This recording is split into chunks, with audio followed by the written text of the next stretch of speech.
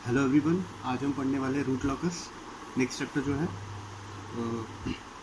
सबसे पहले आपको ये पता होना चाहिए कि रूट लॉकस बेसिकली है क्या। ओके, ये जो नाम आया है रूट लॉकस, ये है क्या। ओके, सबसे पहले आप ये चीज़ समझो, ठीक है। Just 1 second.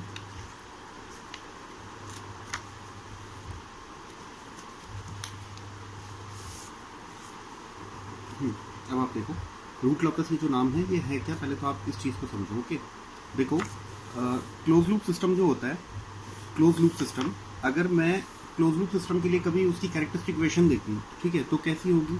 जैसे पहले तो अपन ओपन लूप ट्रांसफर फंक्शन देखते हैं। ओपन लूप ट्रांसफर फंक्शन को हमने कहा था GS/HS। Okay, close loop transfer function को हमने क्या कहा है, उसको हमने कहा है क्लोज लूप को GS/1 plus GS and HS। और इस क्लोज लूप ट्रांसफर फंक्शन में से, okay, close loop transfer function में से हमने जो नीचे वाली इक्वेशन है, इसका जो डिनोमिनेटर पार्ट है, इसको 1 प्लस GS/HS, इसको हमने कहा है सिस्टम की कैरेक्टरिस्टिक इक्वेशन। ये जो हमने अब तक पढ़ा है उसका एक तरह से आप समरी मान लो। ओके, अब देखो, आपको अगर सपोज करो कभी कोई GS/HS open loop transfer function already दिया हुआ है, किस तरह दिया हुआ है, सपोज K/S/S+1, ये आपको ऑलरेडी दिया हुआ है कहीं पे। ओके, अब इसके बाद आपसे ये बोला गया है कि आप इसके जो पोल हैं उनको ड्रॉ करो, वो बताओ आपकी वो पोल कहाँ पे है। ओके, तो अगर मैं इन पोल्स को ड्रॉ करने जाऊँ तो यहाँ पे ये पोल होंगे, ऑब्वियसली बात है, कहाँ पे होंगे, ओरिजिन पे और -1 पे। तो S=-1 पे ये पोल है और S=0 पे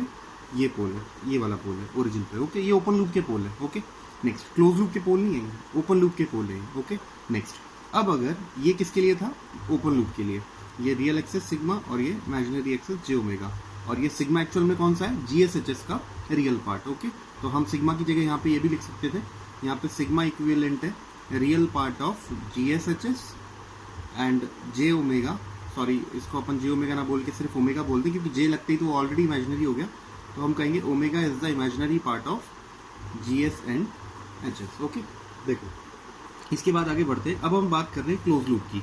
क्लोज लूप के जो पोल हैं उनको पोल्स को देता कौन है, ये 1 प्लस GS/HS, नीचे वाली इक्वेशन ये डिनोमिनेटर पार्ट, तो मैं 1 प्लस GS/HS निकाल रहा हूँ यहाँ पे, 1 प्लस GS/HS किससे, गिवन GS/HS से, तो कितना आ जाएगा, वो आ जाएगा 1 plus K/S/S+1 is equal to 0। ये 1 प्लस GS/HS इक्वल टू 0 जो इक्वेशन है उसके अंदर मैंने इसमें पुट कर दिया। ठीक है, अब देखो आप कितना आएगा, यहाँ से इसको एलसीएम ले लो और मल्टीप्लाई करो, S² plus S plus K, denominator part है SS+1, उसको हटाओ एंड उधर भेज दो, 0 कर दो।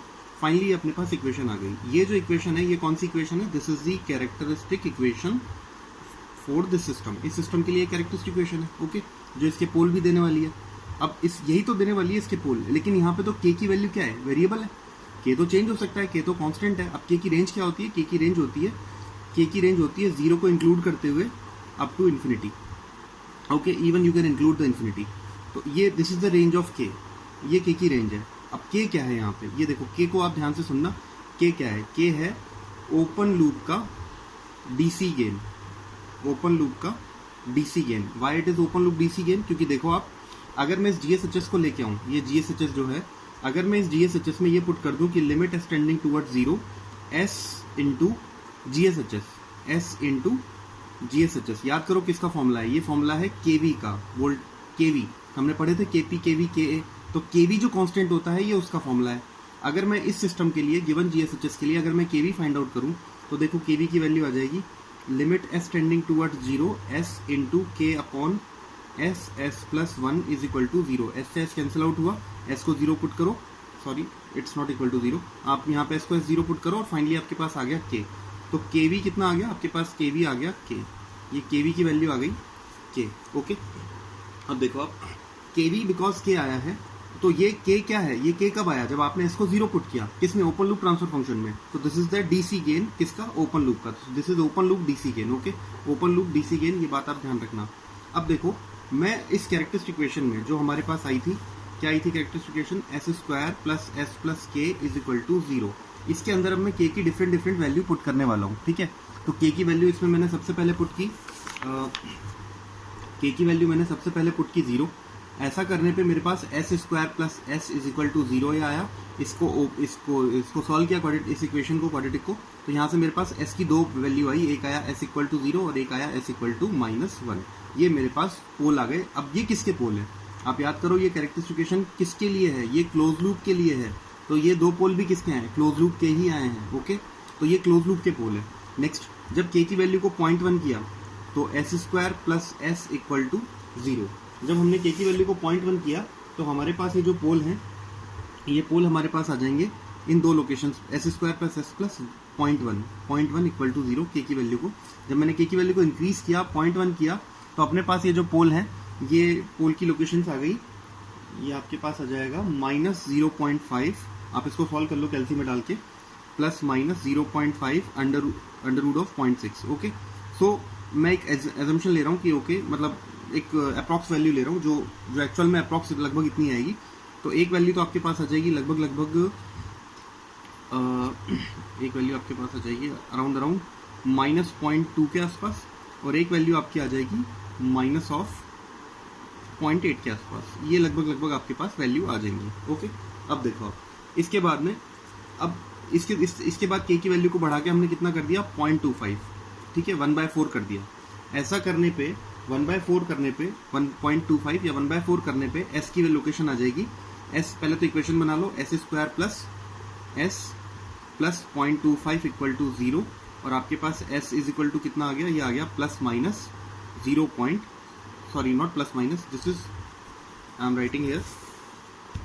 आपके पास इक्वेशन आई थी S square plus S plus 0.25 equal to 0, और जब when you will solve it आपके पास लोकेशन आ जाएगी एस इज इक्वल टू, ये लोकेशन आएगी आपके पास -0.5 कोमा -0.5, यानी दोनों पोल आपके एक ही जगह आने वाले हैं। नेक्स्ट, आपने के की वैल्यू को और इंक्रीज किया, सपोज 1/2 कर दिया। अब आपके पास में इक्वेशन हो जाएगी S square plus S plus 1/2 is equal to 0।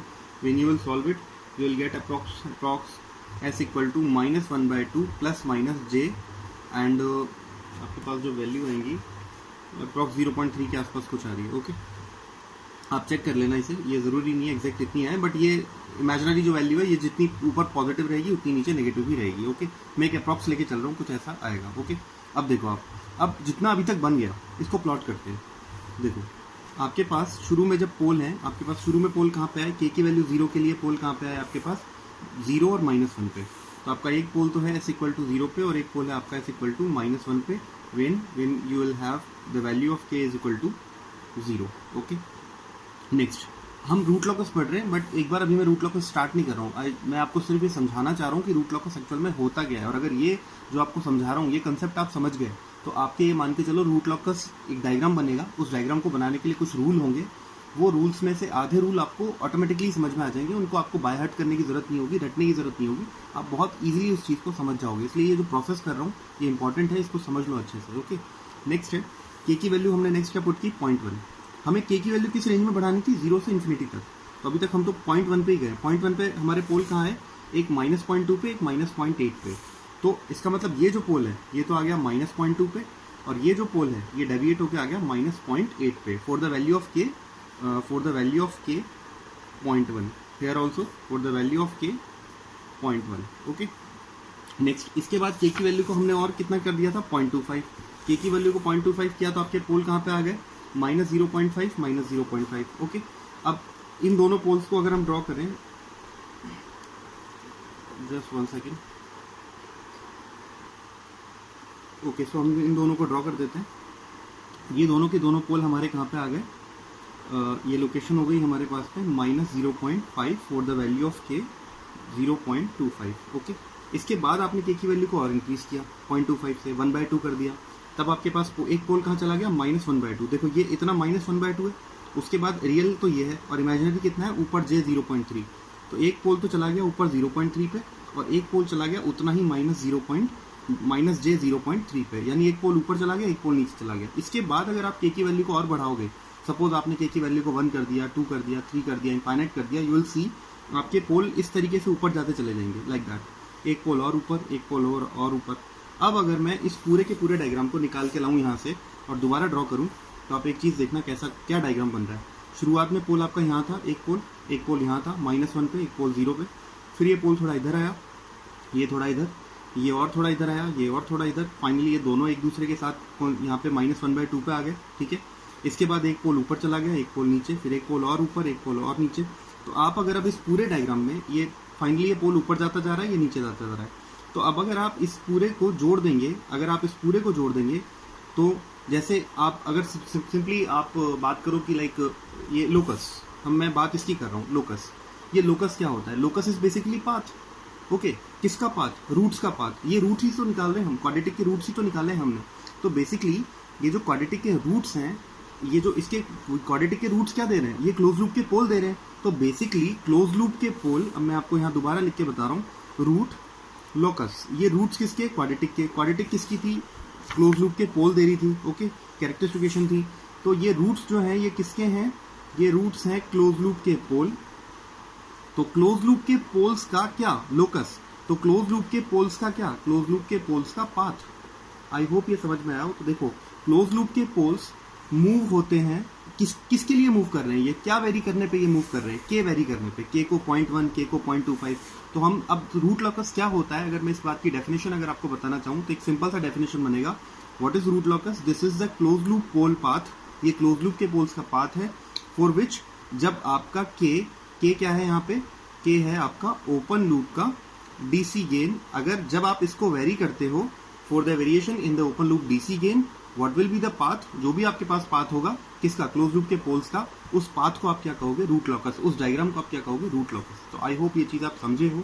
यहाँ से जो जो चीज़ें हम सीखे हैं वो आप ध्यान से समझना, क्योंकि इसी के बेसिस पर आपको रूल बहुत अच्छे से याद होने वाले हैं। देखो फाइनली ये डायग्राम कैसे शो किए जाते हैं, बुक्स में इस तरह होते हैं डायग्राम। एक पोल यहाँ पे शुरू में रहेगा, एक पोल शुरू में यहाँ पे है। इसके बाद अब आपको वहाँ पे पोल नहीं ड्रॉ करेगा, वो आपको ऐसे एरो ड्रॉ करेगा कि फाइनली ये पोल इधर मूव कर रहा है, ये इधर, ये इधर, ये इधर, फाइनली ये दोनों यहाँ आ गए। फिर इसके बाद एक पोल ऊपर चला गया और एक पोल नीचे चला गया, और फाइनली ये कहाँ जाके रुकेंगे? इनफाइनाइट पे जाके रुकेंगे। ओके, तो इस तरीके से ये इसको कहते हैं, इस डायग्राम को कहते हैं रूट लॉकस। ये हो गया आपका सिग्मा और ये हो गया आपका जे ओमेगा। आई होप ये समझ में आया हो आपको कि रूट लॉकस। देखो रूट लॉकस अगर आपको किसी भी आपको क्वेश्चन में क्या दिया हुआ होगा? आपको क्वेश्चन में ये GSHS दिया हुआ होता है, ये और इसके लिए बोलता है कि इसका आप क्या बनाओ? रूट लॉकस ड्रॉ करो, ठीक है। तो आप किसी भी सिस्टम का रूट लॉकस ड्रॉ कर सकते हो इस प्रोसेस से जो मैंने किया। आप 1 + GSHS निकालो, ये क्लोज लूप की इक्वेशन आ गई, उसमें के की वैल्यू वेरी करो।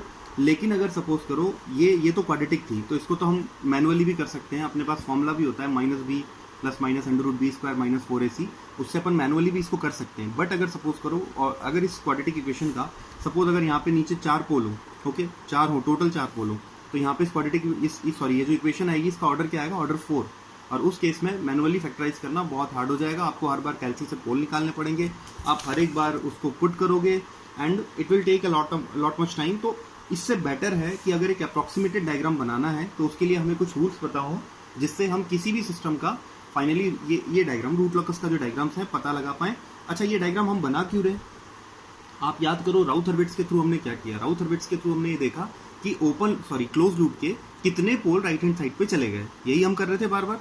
यहाँ पे भी तो यही कर रहे हैं, हम के की वैल्यू को वेरी कर रहे हैं। के की वैल्यू किस रेंज में वेरी हो रही है? 0 से इन्फिनिटी में।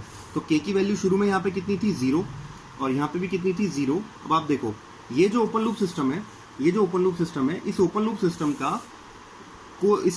सिस्टम के पास कितने पोल हैं? 2। जब इसका क्लोज लूप बनाया गया तो इस क्लोज लूप सिस्टम के लिए पोल्स की लोकेशन ये आ रही है, ओके। और हमें पोल्स की लोकेशन ही तो फाइंड आउट करनी थी। राउथ-हर्विट्ज़ यही तो बताता था कि कितने पोल राइट हैंड साइड पे चले गए जे ओमेगा एक्सिस के। तो यहाँ पे हमने देखा कि के की वैल्यू को जैसे जैसे वेरी कर रहे हैं, क्लोज लूप का कोई भी पोल राइट हैंड साइड पे कभी नहीं जा रहा। वो क्या हो रहा है? वो इधर मूव कर रहा है, एक इधर मूव कर रहा है, एक फाइनली ऊपर, एक फाइनली नीचे। कभी भी ये पोल उधर गए क्या? कभी नहीं गए। तो फाइनली रूट लॉकस डायग्राम बना के हम ये चेक करेंगे कि क्या कोई भी पोल ओपन क्लोज लूप का कोई भी पोल कभी जे ओमेगा एक्सिस को क्रॉस करके उधर जा रहा है। सपोज अगर ये रूट लॉकस मूव कर जाता लाइक दिस, ऐसे अगर बन जाता डायग्राम, मैं आपको यहाँ बताता हूँ। अगर सपोज आपका ये ऐसे बनता कि ये इधर मूव करता और ये एक इधर मूव कर जाता, ये एक इधर मूव कर जाता, ऐसे डायग्राम्स भी बनेंगे, ठीक है। अगर ये इस तरह से मूव कर जाता तो हम कहते कि जिस भी के की वैल्यू के लिए मूव किया, सपोज यहाँ पहुँचते पहुँचते देखो शुरू में के की वैल्यू कितनी होती है? 0। इसके बाद के की वैल्यू बढ़ती जा रही थी, यहाँ तक आते आते के की वैल्यू कितनी हो गई थी अपनी? 0.25, ठीक है। फिर के की वैल्यू और बढ़ रही थी। सपोज के की वैल्यू बढ़ते बढ़ते 2 के लिए आप क्रॉस करके यहाँ से इधर निकल जाते हो, तो आप क्या कहोगे कि के की वैल्यू ग्रेटर देन 2 पे आपका एक पोल इधर है, एक पोल इधर है, तो सिस्टम आपका क्या हो गया? अनस्टेबल हो गया। 4k ग्रेटर देन 2, राउथरविट्स में भी तो यही हम रेंज निकाल रहे थे, जो आपको याद करो क्वेश्चन नंबर 3 किया था तो उसमें हमने रेंज निकाली थी, ठीक है।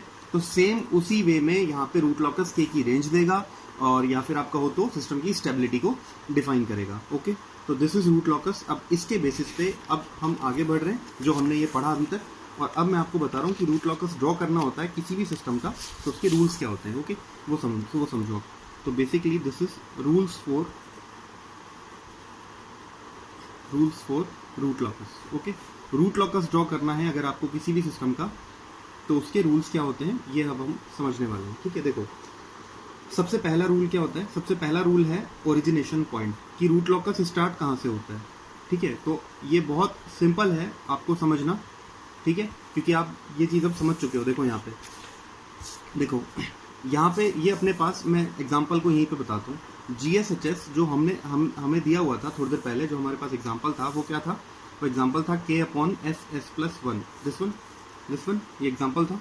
तो देखो इस एग्जांपल से हमने क्या पता लगाया? रूट लॉकस कहाँ से स्टार्ट हुआ? रूट लॉकस स्टार्ट हुआ S=0 से और S=-1 से। आप खुद देख लो, रूट लॉकस यहीं से स्टार्ट हुआ है, यहीं से ही स्टार्ट हुआ है। तो रूट लॉकस स्टार्ट कहाँ से होता है? रूट लॉकस स्टार्ट होता है ओपन लूप के पोल से। आप देख लो, ओपन लूप के पोल है S=0, S=-1। तो रूट लॉकस हमेशा स्टार्ट कहाँ से होता है? ओपन लूप के पोल से स्टार्ट होता है। ओके, नेक्स्ट, और जहां से स्टार्ट होता है वहां पे के की वैल्यू कितनी होती है? 0। आई होप ये चीज भी समझ आई हो। ओके, देखो इसके बाद अगर सपोज करो कभी GSHS आपके पास ऐसा हो, let's say K S+1 S+2, मैंने पोजीशन उल्टी कर दी है इस बार। आप एक चीज ध्यान दो, यहाँ पे क्या हो रहा है? सिस्टम में एक पोल है ओरिजिनेशन पे, 2 जीरो हैं। एक जीरो कहाँ पे? -1 पे। एक और जीरो कहाँ पे है? -2 पे। आई होप ये समझे हो आप। तो देखो सिस्टम में एक पोल है S=0, एक पोल है S=0 पे, एक जीरो है S=-1 पे, और एक और जीरो है S=-2 पे, ठीक है। अच्छा, अब एक चीज और आप यहाँ पे ध्यान से समझना, ये आप बहुत ध्यान से समझना। सिस्टम में कितनी ब्रांच, रूट लॉकस में कितनी ब्रांचेस होती हैं? देखो यहाँ पे कितनी ब्रांच है? एक ब्रांच ये आई, ऊपर गई, दिस वन। ओके, एक ब्रांच इधर से आई और नीचे चली गई, लाइक दिस, ठीक है। ये आप देखो, 2 ब्रांच है, एक ब्रांच ऊपर, एक ब्रांच नीचे। अच्छा, ये 2 ब्रांच क्यों है? इसलिए है 2 ब्रांच क्योंकि यहाँ पे किसका था रूट लॉकस? इसी का था, इसी ओपन लूप के लिए था। तो यहाँ पे इसमें पोल कितने हैं? 2 पोल हैं। ओके, इसीलिए इसमें 2 ब्रांच थी। ओके, अब यहाँ देखो आप, यहाँ पे कितने पोल है? एक पोल है, तो क्या एक ही ब्रांच होगी? नहीं, यहाँ पे जीरो कितने हैं? 2, तो 2 ब्रांच होगी। आप इस चीज को आप अच्छे से दिमाग में डालो, मैं आपको यहाँ पे लिख भी देता हूँ। नंबर ऑफ ब्रांच, कितनी ब्रांच होती है रूट लॉकस में?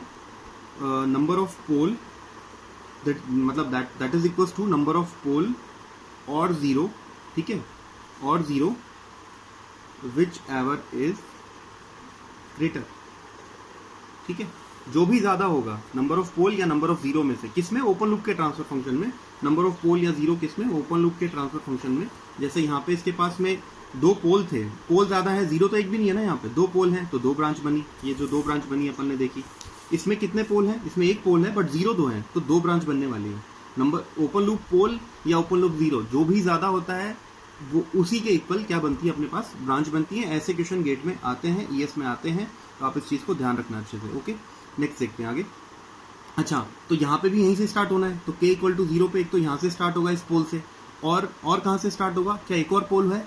नहीं है, लेकिन 2 ब्रांच जरूर है यहाँ पे, क्योंकि 2 जीरो हैं, और 2 जीरो पे टर्मिनेट, 2 जीरो हैं तो 2 ब्रांच होंगी। और इसका मतलब दूसरी ब्रांच अब कहाँ से स्टार्ट करें? यहाँ पे तो एक ही ओपन लूप पोल है, तो अब दूसरी ब्रांच कहाँ से स्टार्ट होगी?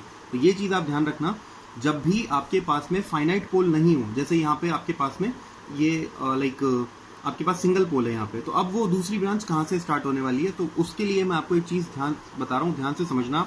ये नेक्स्ट चैप्टर होगा बॉर्डर प्लॉट, उसमें भी आपको ये चीज काम आएगी, ठीक है। बॉर्डर प्लॉट में भी देखो, हमेशा जो पोल होता है, पोल का जो स्टैंडर्ड फॉर्म है, ओके, पोल का जो स्टैंडर्ड फॉर्म है वो इस टाइप का होता है, S अपॉन जो भी पोल की लोकेशन है, सपोज 2+1।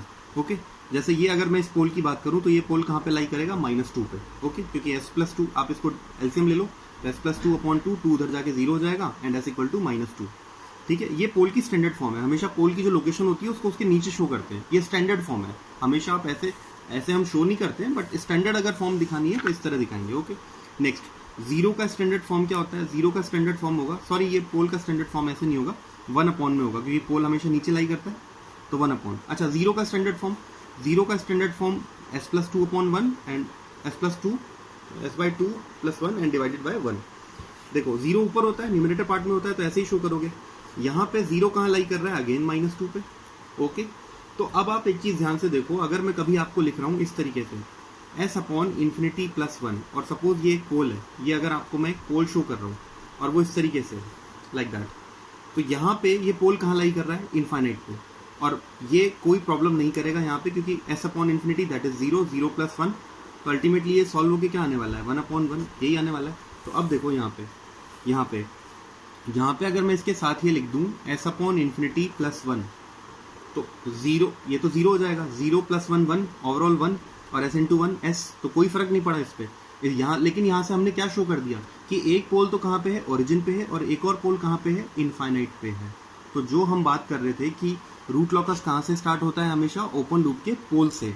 तो यहाँ पे एक पोल तो आपको दिख रहा था ओरिजिन पे, दूसरा पोल नहीं दिख रहा था, तो वो दूसरा पोल डेफिनेटली कहाँ बैठा हुआ है? इनफाइनाइट पे बैठा हुआ है। इसका मतलब अब इस डायग्राम में ये जो रूट लॉकस डायग्राम इसका बनेगा, इस डायग्राम में इसका जो दूसरी ब्रांच जो स्टार्ट होगी, एक ब्रांच तो यहाँ से स्टार्ट होगी इस पोल से, दूसरी ब्रांच जो स्टार्ट होगी वो इनफाइनाइट से स्टार्ट होगी। अब किधर इनफाइनाइट से स्टार्ट होगी, कहाँ से आएगी, वो आगे के प्रोसेस है, नेक्स्ट पॉइंट है वो। ओके, बस इतना आपके दिमाग में आ जाना चाहिए।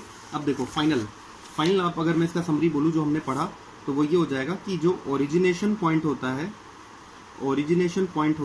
वो क्या होता है? वो होता है या तो ओपन लूप का पोल, और अगर ओपन लूप का पोल फाइनाइट आपको नहीं दिख रहा तो फिर वो कहाँ से स्टार्ट होगा? और इनफाइनाइट, या तो रूट लॉकस ओपन लूप के पोल से स्टार्ट होता है या फिर इनफाइनाइट से स्टार्ट होता है। और जहाँ से भी स्टार्ट होता है, वहाँ जहाँ से ओपन लूप के पोल या इनफाइनाइट से, वहाँ पे k की वैल्यू कितनी होती है? 0 होती है। ये सब छोटे छोटे क्वेश्चन ये इसमें बहुत बार आए हुए हैं।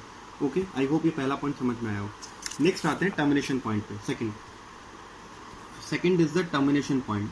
जो रूल का सेकंड पॉइंट होता है that is the termination point. देखो ये रूट लॉकस स्टार्ट हुआ था, ये जो हमने बनाया था k/s+1 के लिए, ये टर्मिनेट कहाँ पे हुआ? ऊपर जाके फाइनल, नीचे टर्मिनेट कहाँ हुआ? नीचे जाके फाइनल।